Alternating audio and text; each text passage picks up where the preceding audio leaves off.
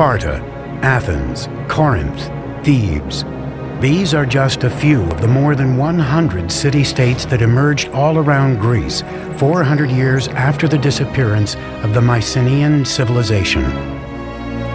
Before the advent of democracy in Greece, many of these city-states were led by a single ruler, called a tyrant in ancient Greek. Around 540 BC, a tyrant named Polycrates came to rule over the island city-state of Samos in the eastern Aegean Sea. He was quite a player on the international scene. He made tactical alliances, not just with the Persians, but also, for example, with the Egyptians. He was an ambitious figure. Polycrates saw that the path to power for an island like Samos lay through the sea. He built a fleet of 100 triremes, terrorizing neighboring city-states and taxing ships that passed through the surrounding waters. Under Polycrates, Samos, his home island, became the dominant sea power, and that was the basis of his wealth and power. With his newly found riches, Polycrates built up defensive walls around his capital city and set about to solve a problem that plagued many cities in the arid Mediterranean climate: drinking water.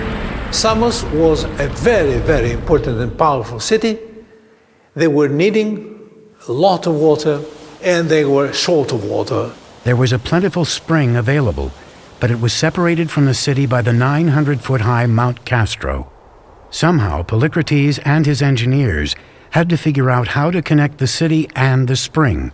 Running an aqueduct around the mountain was not an option. You could construct a water supply system around the mountain, but the first thing a besieging enemy would do to cut off that water line, and there you are with your wonderful fortification, with your wonderful new walls, and you're drying out.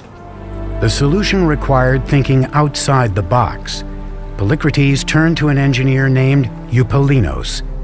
Eupalinos came up with a solution that literally meant moving a mountain, a tunnel running straight through Mount Castro. It would be a huge project and a lengthy one.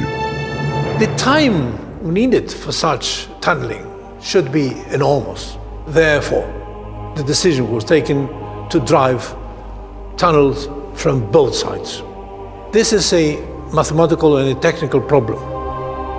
Like the engineers of the modern-day Channel under the English Channel, Eupalinos dug tunnels from each side of the mountain until they met in the middle.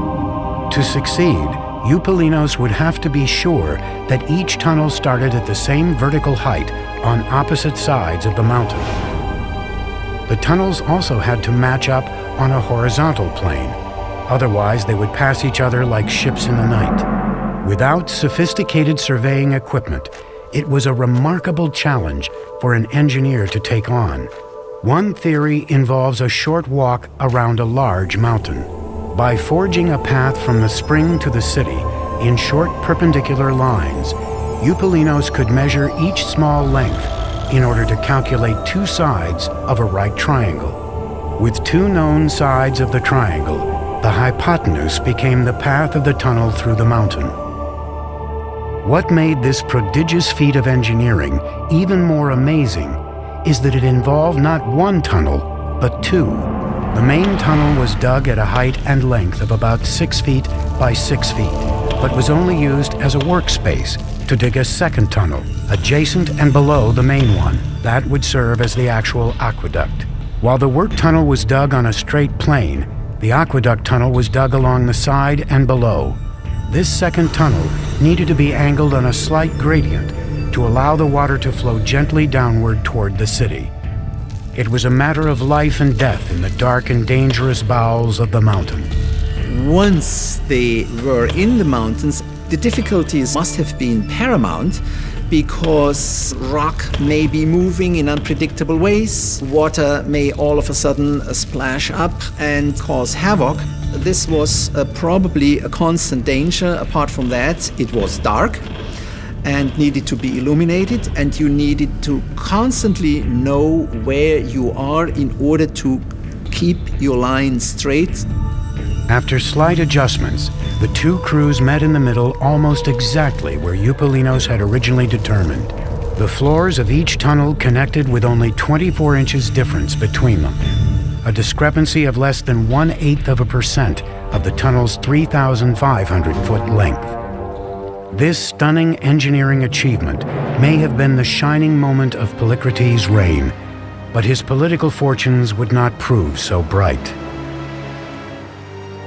The Persian governor on the coast of Asia Minor decided that that degree of autonomy that Polycrates enjoyed was unsuitable to the development of Persian power, and he was arrested and brutally tortured and crucified. Polycrates was just one tyrant among many who ruled the city-states of ancient Greece between 800 BC and 500 BC. The rule of the few over the many was the only form of government humans had ever known, but that was about to change. The city-state of Athens was going to change the course of world history. The visionary leader who would make it happen was named Pericles. His legacy would be an everlasting monument on the Athenian Acropolis that rose above the clouds. An amazing piece of precision engineering called the Parthenon.